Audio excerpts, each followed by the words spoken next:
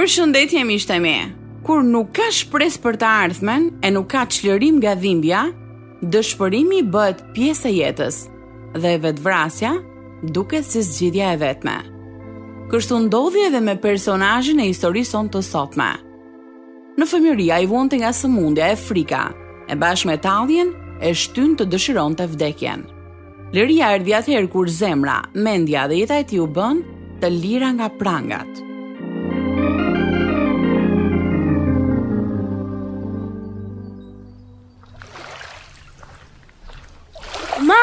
Mami! Çfarë ke, David? Harrova të vija tubin në vesh dhe u zhyta në ujë pa të.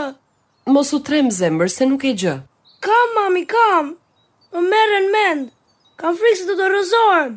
Do të kaloj, David, do t'jesh mirë. Mami, më dëgjoj të lutem, diçka nuk shkon. Po më rrotullohet gjithçka. A mund të largohemi nga kampi tani që të më çosh prapë te doktori? Jo, ne erdhëm këtu për të bërë kamping, ndaj do të qëndrojmë. Mblidhe veten, thjesht thuaj që je mirë dhe gjërat do të rregullohen.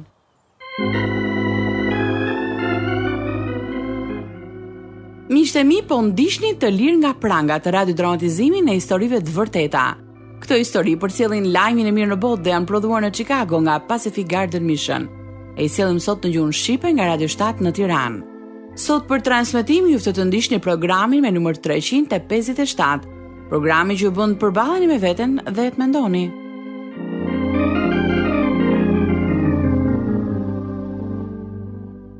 Mos më thuaj që të merren prap mend. Po më merren. Mami thot që do të më kaloj, por unë nuk ndjej asnjë ndryshim. Diçka nuk shkon, babi. Po ne të quam një herë te doktori apo jo? Po, më quat. Dhe ai tha që operimi që bëre ta zhduku problemin. Apo nuk tha kështu? Po, por... Dëgjoj bir. Nëna jote ka të drejtë. Doktori tha se do të ndjesh disa shqetësime, por shumë shpejt do të kaloj. Dhe kështu do të ndodh.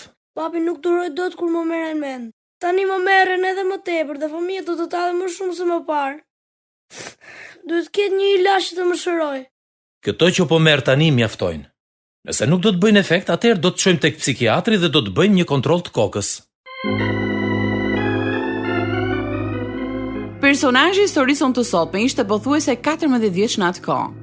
Ai u rit në Mej në një familje që nuk i shprehte emocionet dhe që e shihte Perëndin si një koncept që duhej kuptuar, e jo si një person që duhej njohur. Këto kufizime bën që ky fëmijë të vuante për vite të tëra. Kjo është historia që tregon se si ai gjeti paqen. Dëshmia e vërtetë e Davidit Studit, që vjen tek ju tani në Të lirë nga prangat.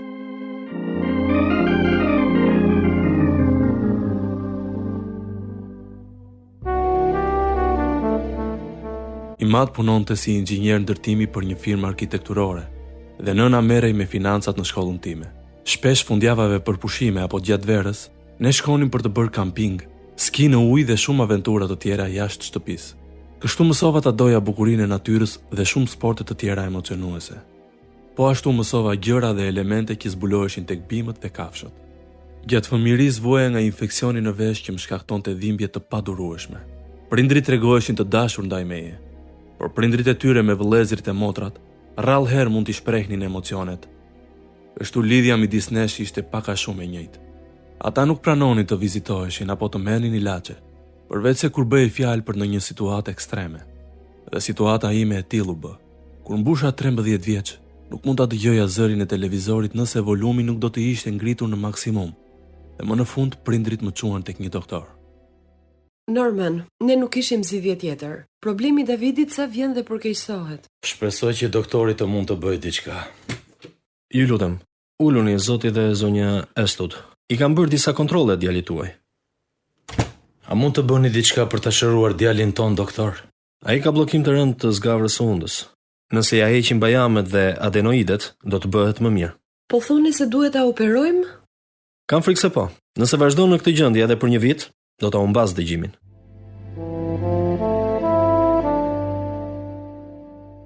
Si është Davidi, doktor? Doli shumë mirë nga operimi. I bëm një vrim të vogël në secilën daulli të veshit dhe i futëm tuba që të barazonin presionin në mënyrë që sinuset të thahen siç duhet. Jam shumë e gëzuar që arritët të bëni diçka, doktor. Do të ketë disa shqetësime për disa kohë, por do të pastrohet. Sigurohuni që të mos e fus kokën në ujë. Nuk duhet të notoj fare. Ishte dita e falenderimeve dhe doktori kishte të drejtë. U bëra më mirë. Verën tjetër kur ne shkuam për të bërë kamping në Chain Lakes, unë harrova të vendosja tubat në vesh dhe u zhyta në ujë. Uji më hyri në veshin e brendshëm duke më dhënë shqetësime në mekanizmin e ruajtjes së ekuilibrit. Ai gabim bëri që ta humbisja ekuilibrin përkohësisht. Dhe çdo gjë e shihja pjertas.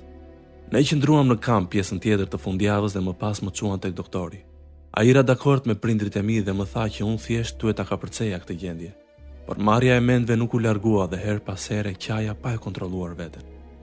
Madje I kërkoja ndihmë Perëndis. Duke qenë se asnjëherë nuk isha ndier një lidhje të ngushtë me nënën, kisha frikë se një ditë ajo do të na linte ose do të vdiste. Ndërkohë që hecja vetëm mes pemëve në pjesën e pasme të shtëpisë, thira një Perëndi që nuk e njihja. Perëndi, ku je? A nuk të vjen keq për mua? Ku je? Ti jemi pa dobishëm dhe I vetmuar. Në të vërtetë askush nuk më do. Nuk vazhdo të më kështu. Të lutem.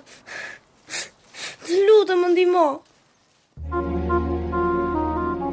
E qitë vëmendja që kisha nuk më bëri që ta doja vëllan tim, që ishte 5 vjeç më I madh se unë. Ne nuk ja shprehnim dashurinë njëri tjetrit, njësoj si prindrit dhe gjyqërit tanë. Syzet e mia të dala jashtë mode, pantallonat e vjetra dhe ecja e çrregullt më bënin një njeri qesharak në lagje. Dhe po ashtu në shkollë. Isha një viktimë e lehtë për gangsterët e shkollës dhe nuk kisha askënd që të më ndihmonte. Nuk më pëlqente vetja dhe nuk e merrja mundimin t'i krija flokët. Fëmijët më quanin I shëmtuar dhe I vonuar.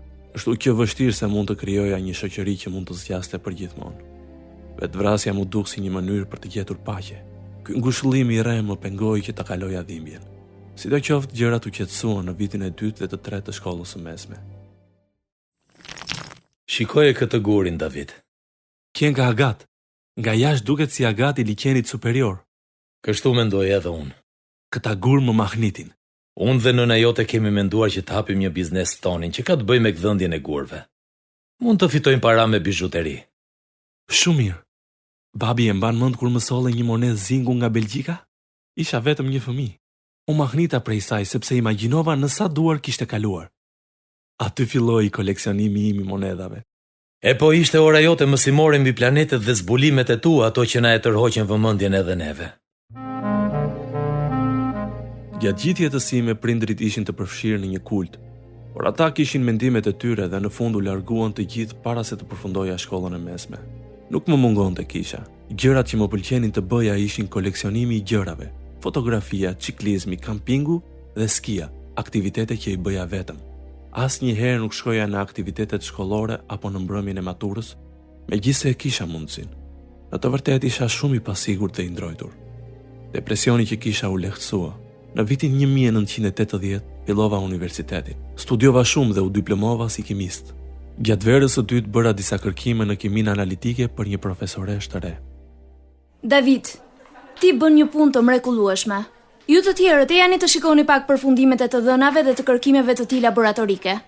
Janë të plota dhe shumë të sakta. Kështu duhet të bëj një asistent. Jam shumë e kënaqur me ty, David. Faleminderit. Shpresoj të më ndihmosh edhe verën tjetër. Patjetër që po. Lëvdatat nuk ishin diçka e zakontë për mua, veçanërisht kur vinin nga një grua. Kështu që përfundova duke adhuruar profesoreshën time. Më pas fillova të ndjeja për të ndjenja që nuk I kuptoja, derisa ajo u martua.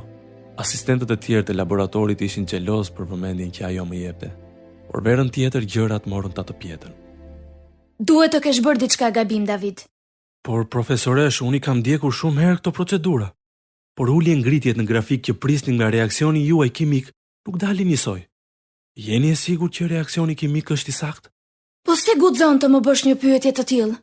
Ti nuk je diplomuar ende ndërsa unë jam specializuar në këtë fushë. E di shumë mirë se çfarë po të them. Je kaq I marr. Niste punën prej fillimi.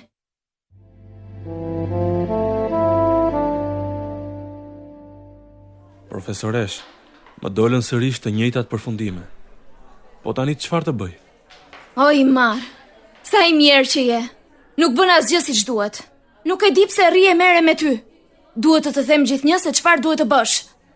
Po përpiqem. Po përfundimet nuk dalin ashtu siç më thatë ju. E di çfarë?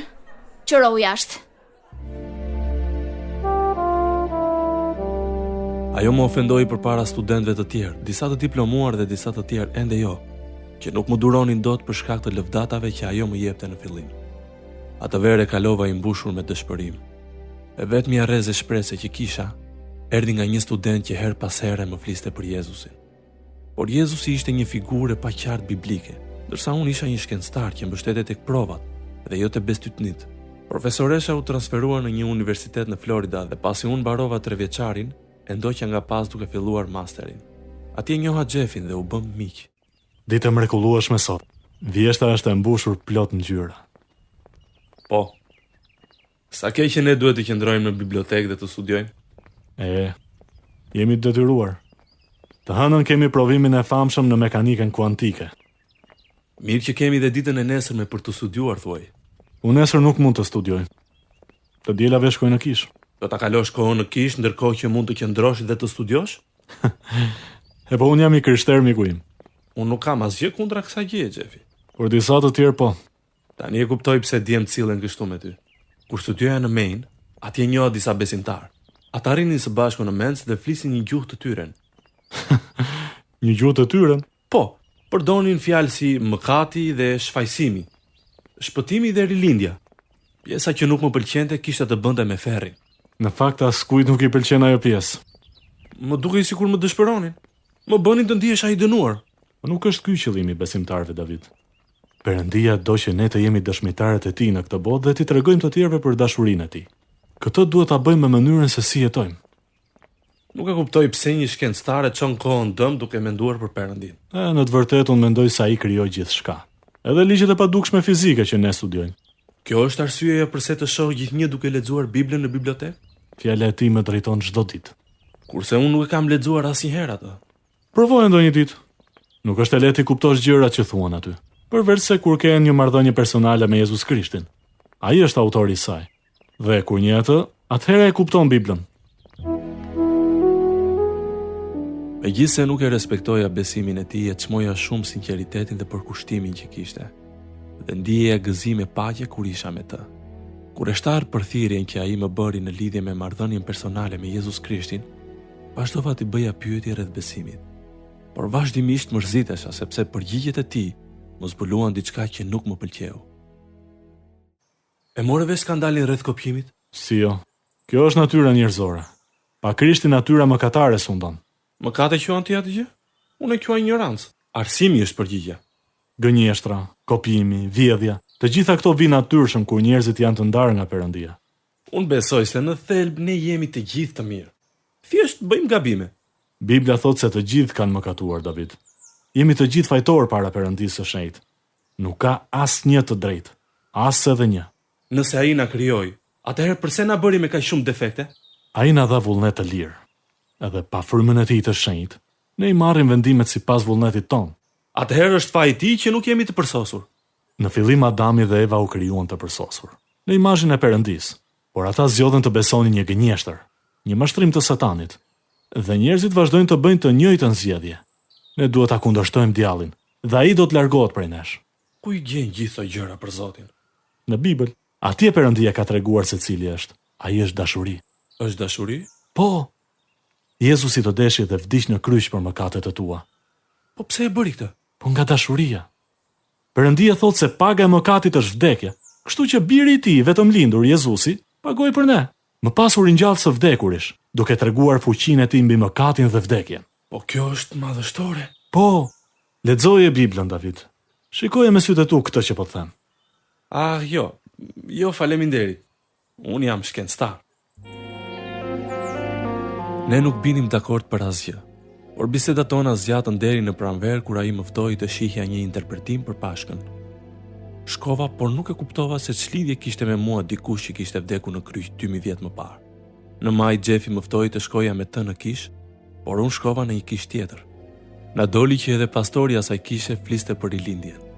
Vonë një mbrëmje maji, unë dhe Jeffi dolëm një shëtitje që do të ishte ndryshe nga gjithë të tjerat.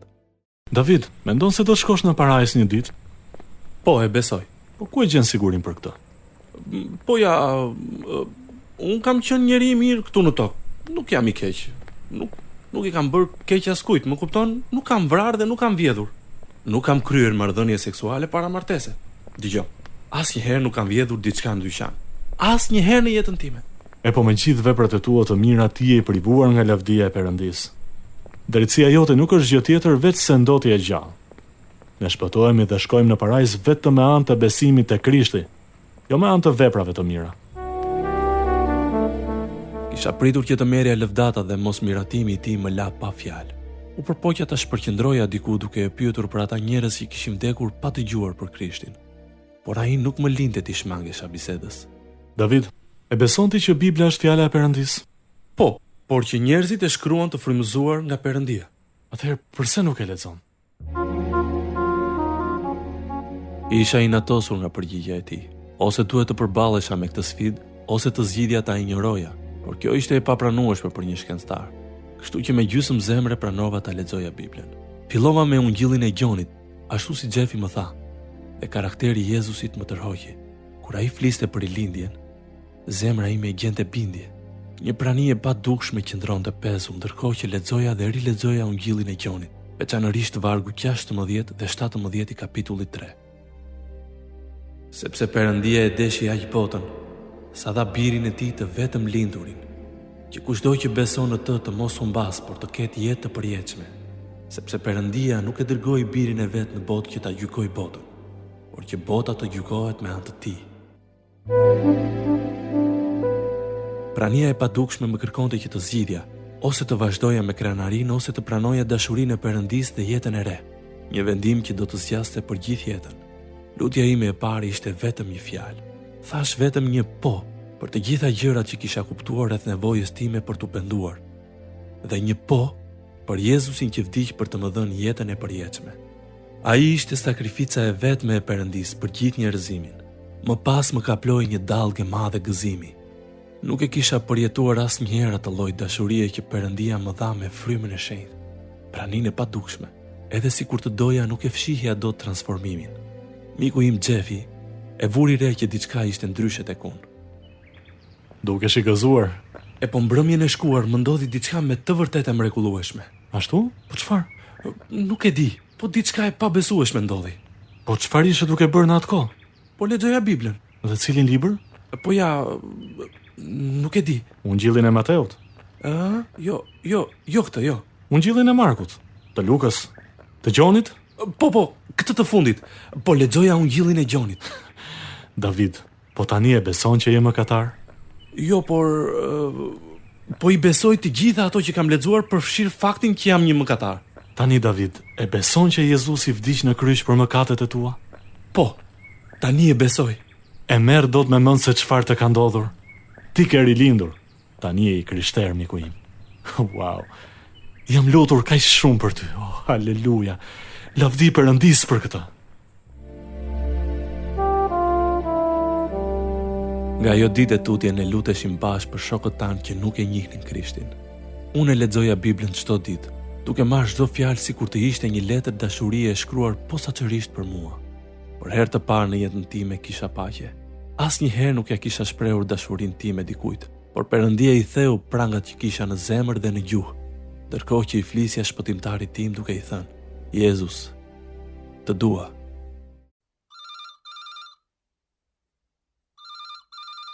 Alo? Mami, kam lajme të mira për të dhënë. Çfarë ka ndodhur, David? Kam rilindur. Tani jo vetëm që besoj në Perëndi, por e njoh personalisht atë, si një mik. Unë e kam pranuar Jezus Krishtin si shpëtimtarin tim dhe ndiej shumë dashuri dhe paqe. Asnjëherë nuk të kam dëgjuar të flasësh kështu, David. Mos je bërë pjesë ndonjë kulti. Jo, nuk ka të bëjë me asnjë kult. Unë po lexoj Biblën dhe po e njoh Perëndin. Ai është i mrekullueshëm, mami. Dashuria e Perëndisë është mahnitse. Prindrit e mi u shqetësuan aq shumë sa i hipën makinës me të cilën shkonim në kamp dhe erdhën të më takonin në Florida.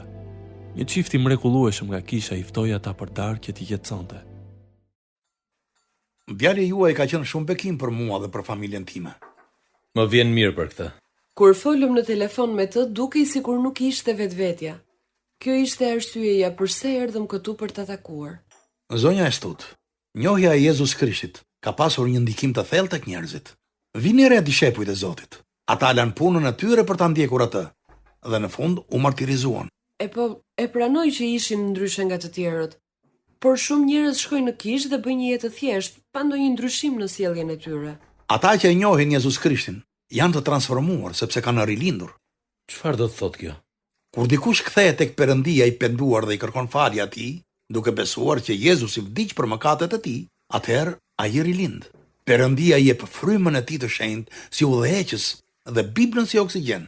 Ne nuk mund të jetojmë dot pa të. Si mund të jetë i njëjtë dikush që ka frymën e Perëndisë brenda tij?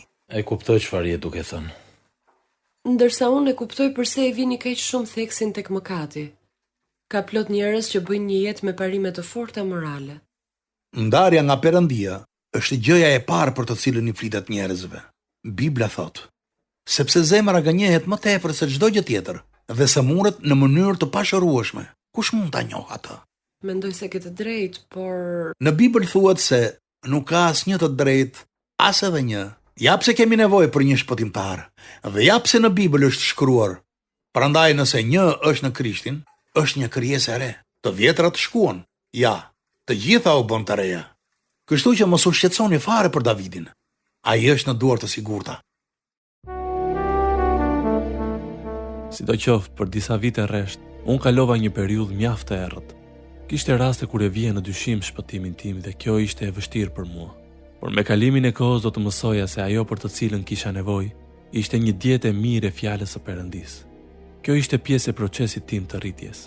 Më pas miku im Xhefi u largua për të ndjekur një seminar dhe mbeta sërish vetëm. I dëshpëruar dhe i pa Zoti për të mësuar e lash masterin.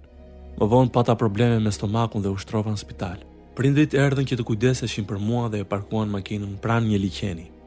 Një ditë unë dhe i mat dolëm shëtitje. Jam i gëzuar që ndihesh më mirë, Bir. Unë e kam vënë vazhdimisht Zotin përpara syve.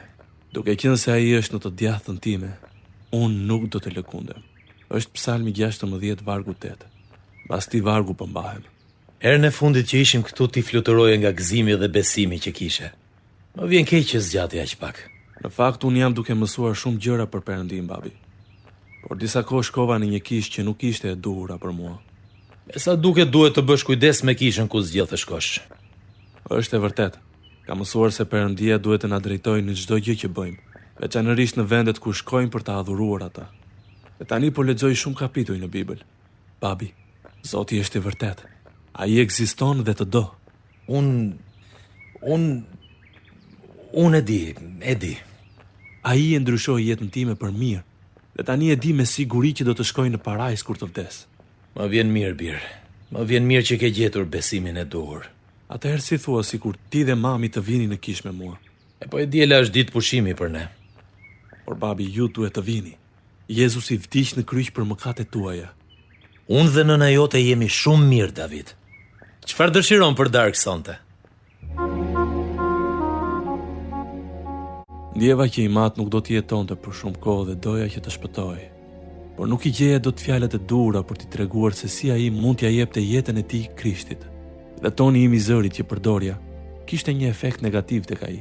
Prindrit e mi e kuptuan të vërtetën kur më dëgjuan duke kënduar një himn, megjithse po përjetoja dhimbje të forta. Pasi u kthyem në Maine, ata kërkuan një kishë që të mësonte Biblën dhe shkuan atje. Disa muaj më vonë i mat u diagnostikua me kancer në prostatë. Dhe pa kaluar shumë kohë unë shkova ta takoja. Përshëndetje, babi. David, sa mirë që erdhe. Dua të të them se jam shpëtuar dhe tani e kuptoj se çfarë beson tek Jezusi. Lavdi Zotit, jam lutur për ty. Sot u zgjova nga një agim i bukur dhe e përjetova dashurinë e Perëndisë si asnjëherë më parë. Jezusi është i vërtetë dhe mund ta ndjej praninë e tij. Po, ai është i vërtetë, babi, edhe të do. Ke të drejtë. Me siguri ai do t'i jap paqe zemrës tënde. Tani mund të përballem me këtë sëmundje të tmerrshme sepse nuk jam vetëm.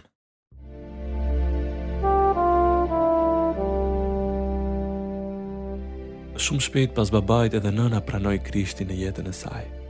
Në vitin 1987, unë doqja Xhefi në një seminar në Fort Worth të Texasit. Kur i mat doli në pension, ai dhe nëna u shpërngulën në Arizona, kështu që tani isha pranë tyre. Shkoja t'i vizitoja dhe një natë unë dhe i mat dolëm shëtitje. Lutu për mua, Bir. Dhimbja është kaq e fortë sa ndonjëherë më duket sikur një mithika më shpojnë trupin. Më vjen keq, babi. Do të lutem. Si po shkon seminari? Mirë, po mësoj shumë gjëra për Zotin. Dhe për burrat gjithashtu. Ashtu? Po çfarë po mëson për burrat? Një nga profesorët e mi qanë sa herë që flet për Jezusin, i cili vdiq në kryq për mëkatet tona.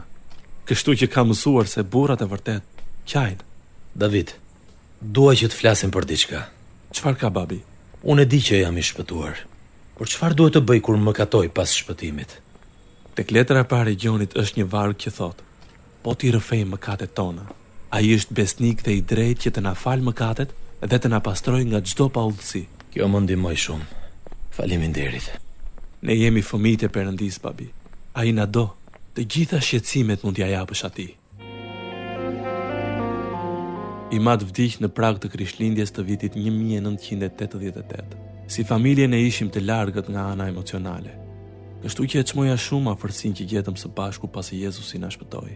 Kur mbarova seminarin, aplikova për të punuar në një shërbes për mbjelljen e kishave në New England, por nuk më pranuan sepse isha beqar. As Xhefi nuk e pranuan për misione ndërkombëtare. Dhe ai u shpërngun në San Antonio. Edhe unë u shpërngula atje.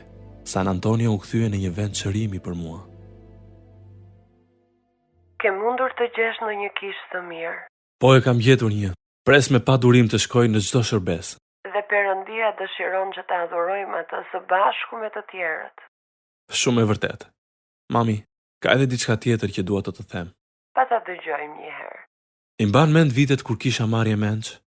Ka raste që ndodhem në atë gjendje. Por ti nuk e folur fare për këtë. Në fakt jam mësuar me to. Ndonjëherë është e vështirë të flen natën për shkak të marrjes së mendve. Dhe më dhem shpina sepse përpiqem të ruaj ekuilibrin. Kam shkuar te mjeku dhe ai më ka folur për sëmundjen meniere. Nuk kam dëgjuar asnjëherë për të. Është e pashërueshme, por të paktën e di që nuk jam i çmendur dhe që marrjet e mendve nuk ishin pjesë e imagjinatës time. Tani e dim të vërtetën. Kur bëhem shumë krenar për punën apo shërbesën, marrja e mendve më sjell me këmbë në tokë. Të kanë bërë analiza? Po, me ilaçe mund ta mbajnë në kontroll marrjen e mendve. E gjitha kjo ndodhi prej notit. E po nëse nuk do të kisha pësuar atë aksident, atëherë nuk do ta kisha njohur Krishtin. Do të kisha marrë diplomën e masterit dhe do të isha duke punuar për të fituar para dhe famë. Por në vend të kësaj jam mësues matematike dhe kimie. Perëndia i përdor gjitha gjërat për të mirën tonë dhe për lavdinë e tij. Sot unë shkruaj, editoj dhe rishikoj pyetjet e testeve, duke punuar me kohë të plotë si këshilltar edukativ për 4 kompani të ndryshme që përpilojnë teste të standardizuara për të gjithë vendin. Perëndia që më deshi dhe dha veten për mua, më ka dhënë miq të mirë në kishë dhe në studimin biblik. Dhe nëse ai dërgon dikë të veçantë me të cilën të martohem, do të jem në gjendje ta dua dhe të kujdesem për të, ashtu si Perëndia është kujdesur për mua. Ai vazhdon të më bëjë të lirë nga frikrat e së shkuarës, ndërkohë që unë eci me të. Nuk eci më asnjëherë vetëm dhe as ka për të ndodhur.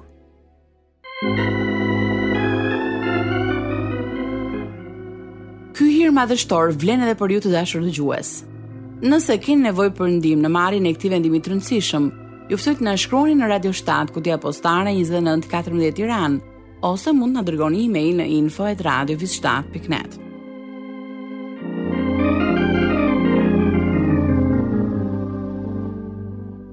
Ndoqët programin me numër 357. Kjo ishte historia e vërtetë e David e Studit. Të lirë nga pranga të prodhua nga Pacific Garden Mission dhe u soll për një gjuhën shqipe nga Radio 7 në Tiranë, për të treguar nëpërmjet historive të vërteta, se nëse jeta juaj është bosh, ai mund të mbushet derisa të derdhet. Do të ishte e kënaqësi të dëgjonim se si ka ndikuar këto programe në jetën tuaj. Ndaj mos harroni të na shkruani. Deri herë në ardhshme bashkë, miru dëgjofshim.